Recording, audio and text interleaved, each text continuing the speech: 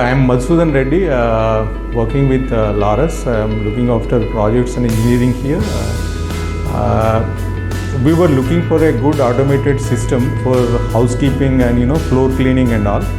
So which ensures the cleanliness as well as this automated process will reduce manpower, and dependency of manpower always gives some issues with respect to documentation and all.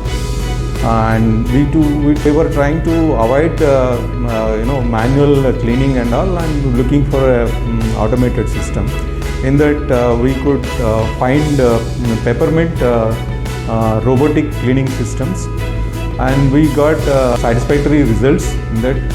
And maintaining the cleanliness of the corridors and all, it is efficiently cleaning and ensuring the clean and tidy in the corridors. And in that process, again, we have ordered 3 more machines for our facilities to maintain automatic cleaning systems.